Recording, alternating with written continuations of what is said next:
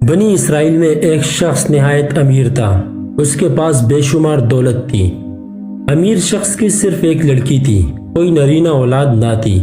امیر آدمی کا ایک ہی بھتیجا تھا جو اس امیر آدمی کی دولت کو چھیننا چاہتا تھا۔ بھتیجے نے جب دیکھا کہ چچا مرتا ہی نہیں تو وراثت کے لالچ میں اسے خیال آیا کیوں نہ چچا کو مار ڈالوں، اس کی بیٹی سے نکاح بھی کر لوں، قتل کی تہمت دوسروں پر رکھ کر دیت بھی وصول کروں، مقتول کے مال کا مالک بھی بن جاؤں گا۔ اس شیطانی خیال میں وہ پختہ ہو گیا۔ ایک دن موقع پا کر اپنے چاچا کو قتل کر ڈالا۔ بنی اسرائیل کے بھلے لوگ ان جھگڑوں بکیڑوں سے تنگ آ کر یکساں ہو کر ان سے الگ ایک شہر میں رہتے تھے۔ شام کو اپنے کلے کا پھاٹک بند کر دیا کرتے تھے اور صبح کھولتے تھے۔ کسی مجرم کو اپنے ہاں گھسنے بھی نہیں دیتے تھے۔ بھتیجے نے اپنے چچا کی لاش کو لے کر اس قلعے کے پھاٹک کے سامنے ڈال دیا۔ یہاں آ کر اپنے چچا کو ڈھونڈنے لگا، پھر ہائی دہائی مچا دی کہ میرے چچا کو کسی نے مار ڈالا۔ آخر کار ان قلعے والوں پر تہمت لگا کر ان سے دیت کا روپیہ طلب کرنے لگا۔ انہوں نے اس قتل سے اور اس کے علم سے بالکل انکار کیا، لیکن یہ اڑ گیا، یہاں تک کہ اپنے ساتھیوں کو لے کر ان سے لڑائی کرنے پر تل گیا۔ یہ لوگ عاجز آ کر حضرت موسیٰ علیہ السلام کے پاس آئے اور واقعہ عرض کیا، یا رسول اللہ، یہ شخص خواہ مخواہ ہم پر ایک قتل کی تہمت لگا رہا ہے، حالانکہ ہم بری الذمہ ہیں۔ حضرت موسیٰ علیہ السلام نے اللہ تعالیٰ سے دعا کی۔ اللہ تعالیٰ نے فرمایا کہ ایک گائے کو ذبح کرو اور اس کے گوشت کے ایک ٹکڑے سے لاش کو ضرب لگاؤ، وہ قتل ہونے والا شخص زندہ ہو جائے گا، تمہیں بتا دے گا کہ اس کو قتل کس نے کیا ہے۔ جب حضرت موسیٰ علیہ السلام نے قوم کو کہا کہ اللہ تعالیٰ نے فرمایا ہے کہ گائے کو ذبح کر کے اس کے گوشت کا ایک ٹکڑا لاش کے ساتھ لگاؤ، تو قوم نے کہا، اے موسیٰ، آپ ہم سے مذاق کر رہے ہیں۔ اس پر حضرت موسیٰ علیہ السلام نے فرمایا، احکام الہی میں مذاق کرنا جاہلانہ عمل ہے، میں ایسے اعمال سے اللہ کی پناہ چاہتا ہوں۔ یہ سن کر قوم نے مطالبہ کر دیا کہ ہمیں بتایا جائے کہ وہ گائے کس قسم کی ہونی چاہیے۔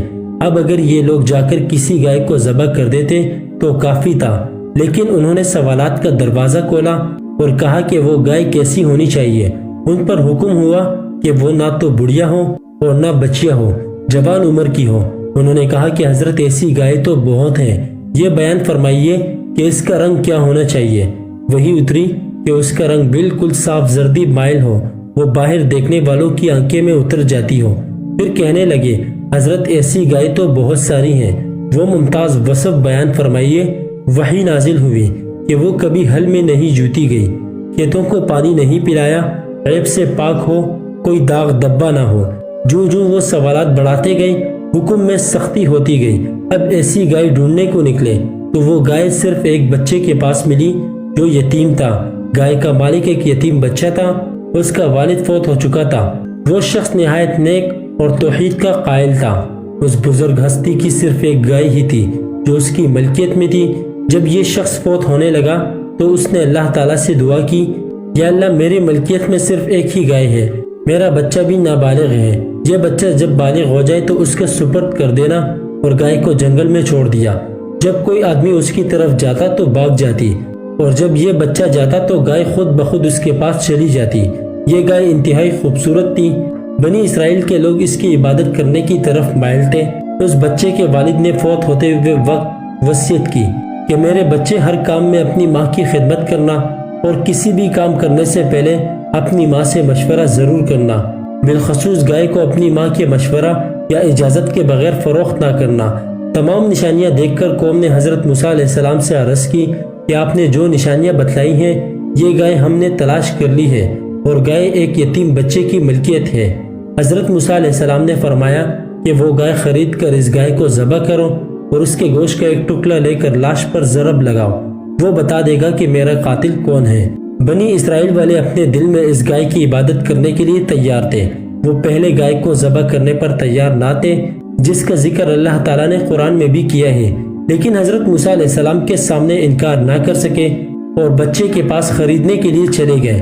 گائے کو فروخت کرنے کے حوالے سے اس بچے کے والد چونکہ وصیت کی تھی، اس لیے گائے کی خریداری کے لیے بنی اسرائیل کے لوگوں کے آنے سے پہلے ایک فرشتہ انسانی شکل میں اس لڑکی کے پاس آیا اور کہا کہ یہ گائے مجھے فروخت کر دو، میں تمہیں بہت بڑی رقم دینے کے لیے تیار ہوں۔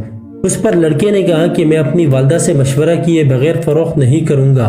فرشتے نے اس گائے کی اصل رقم قیمت سے دگنی کر کے بتائی، لیکن لڑکے کے انکار کرنے پر وہ فرشتہ رقم اور زیادہ کرتا رہا، مگر لڑکا اس بات پر بضد رہا کہ میں اپنی والدہ سے مشورہ کیے بغیر فروخت نہیں کروں گا۔ آخر فرشتے نے لڑکے کو دعائیں دی اور چلا گیا۔ اس طرح اللہ تعالیٰ کا اس لڑکے سے امتحان لینا مقصود تھا، جس میں وہ کامیاب رہا۔ بنی اسرائیل گائے میں خاص دلچسپی رکھتے تھے اور ذبح کرنے پر رضامند نہ تھے، مگر جب واضح نشانیاں آ گئیں اور حضرت موسیٰ علیہ السلام نے بھی اللہ کا حکم سنا دیا تو قوم کے لیے خریدنے کے علاوہ کوئی اور چارہ نہ رہا، تو وہ لڑکے کے پاس گئے۔ لڑکے نے اپنی والدہ سے مشورہ کیا۔ اپنی والدہ کے مشورے کے مطابق لڑکے نے گائے کے وزن کے برابر سونا طلب کیا۔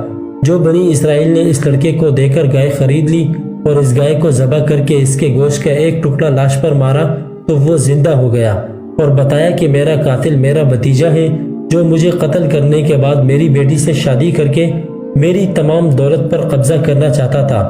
یہ سن کر قوم نے اس کے قتل کے بدلے میں قاتل کو بھی قتل کر دیا۔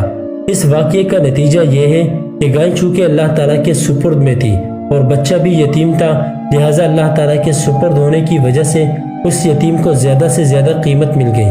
بنی اسرائیل گائے سے خاص عقیدت رکھتے تھے اور خوف زدہ تھے اگر گائے ذبح کر دی گئی تو کوئی آفت آ جائے گی۔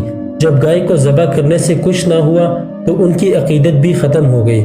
لوگوں کا عقیدہ پختہ ہو گیا کہ اللہ تعالیٰ جب چاہے مردے کو زندہ کر سکتا ہے اور اسی طرح قیامت کے روز بھی مردوں کو زندہ کرے گا۔ اللہ تعالیٰ نے یہ قانون بنا دیا کہ قاتل کسی بھی اپنی مقتول کی جائیداد کا وارث نہیں ہو سکتا۔